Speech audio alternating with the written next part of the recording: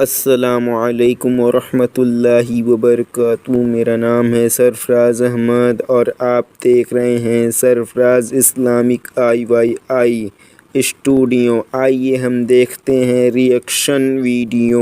کہ کائنات پھیل رہی ہے، میں دیکھ رہا ہوں گیلیکسی میں سٹارز دور دور ہو رہے ہیں اور پھیل رہی ہے یہ کائنات، اور قرآن کہتا ہے وَالسَّمَاءَ بَنَيْنَاهَا بِأَيْدٍ وَإِنَّا لَمُوسِعُونَ، آسمان کو ہم نے اپنے دست قدرت سے بنایا ہے اور اس کو ہم قیامت تک پھیلاتے رہیں گے۔ 14 صدی پہلے ہی یہ تحقیق اللہ کے کلام میں آ چکی۔ پہلے سائنسدان نے کہا کہ پہلے یہ زمین آسمان سب چیزیں ایک ہی تھی، ایک بڑا دھماکہ ہوا، اس سے پوری کائنات پھیلی، سورج الگ ہوا، زمین الگ، آسمان الگ۔ اس تھیوری کو قرآن نے خود بیان کیا ہے۔ اولم یر الذین کفروا ان السماوات والارض کانتا رتقا ففتقناہما، اللہ فرماتا ہے اے محبوب کیا نہیں دیکھتے وہ کافر اب بھی انکار کر رہے ہیں، زمین اور آسمان ملے ہوئے تھے، ہم نے ان کو پھاڑ کر کے الگ کیا۔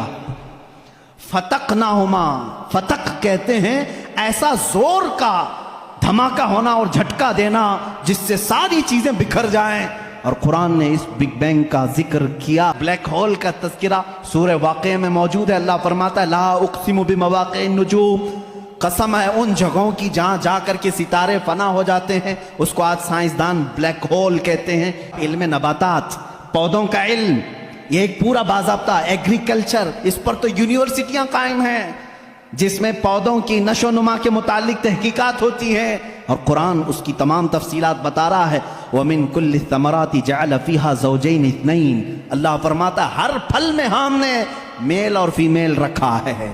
آج کے سائنس کہہ رہا ہے ہر درخت میں میل اور فیمیل ہوتے ہیں۔ زولوجی، جانوروں کا علم، وَمَا مِن دَابَّةٍ فِي الْأَرْضِ وَلَا طَائِرٍ يَطِيرُ بِجَنَاحِهِ إِلَّا أُمَمٌ أَمْثَالُكُمْ، ایک سائنسدان ہے، اس نے سب سے پہلے کہا جانوروں میں بھی انسانوں جیسی کچھ عادتیں ہیں، میں نے ان پر تحقیق کی ہے۔ اس سائنسدان نے کہا، اور رب تعالیٰ فرماتا ہے زمین میں کوئی جانور ایسا نہیں اور اڑنے والے پرندوں میں کوئی ایسا نہیں، الا امم امثالکم، وہ سب کے سب تمہارے جیسی سوسائٹی رکھتے ہیں، ان کے اپنی برادریاں ہوتی ہیں، ایک ہی خاندان کے ساتھ اڑتے ہیں، آتے ہیں، جاتے ہیں۔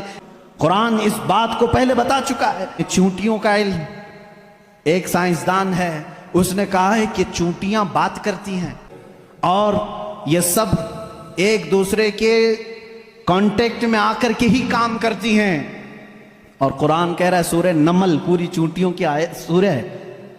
اللہ تعالیٰ فرماتا حتی اذا اتوا علی واد النمل قالت نملۃ یا ایھا النمل ادخلوا مساکنکم، جب سلیمان علیہ السلام اپنے لشکر کے ساتھ سے گزر رہے تھے تو ایک چونٹیوں کی وادی کے پاس آپ آئے، تو اللہ فرماتا ہے چونٹیوں کی جو بڑی سردار تھی اس نے ساری چونٹیوں سے کہا یا ایھا النمل ادخلوا مساکنکم، اے چونٹیوں جلدی جلدی اندر داخل ہو جاؤ، کہیں سلیمان علیہ السلام کا لشکر تمہیں بے خبری میں روند نہ جائے۔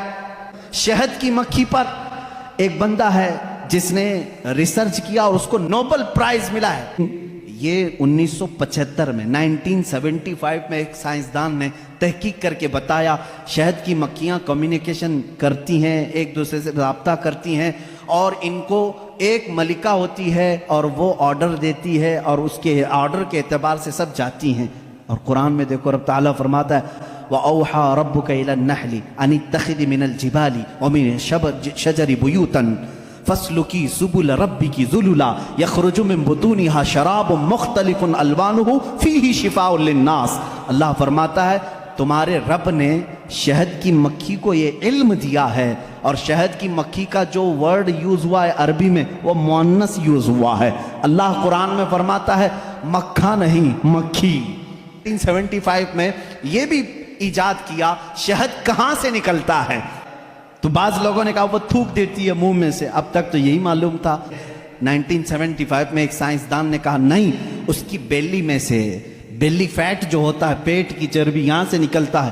رب تعالیٰ فرما رہا ہے یخرج من بطونها، ہم شہد اس کے پیٹ کی چربی سے نکالتے ہیں، اس میں اللہ کی نشانیاں ہیں، اور خود مولا نے فرمایا شفاء للناس، اس میں پوری تمہارے لیے انسانوں کے لیے شفا ہے۔ اللہ تعالیٰ فرماتا افلا ينظرون الى الابل كيف خلقت، تم نہیں دیکھتے کہ اونٹوں کو اللہ نے کیسے پیدا کیا۔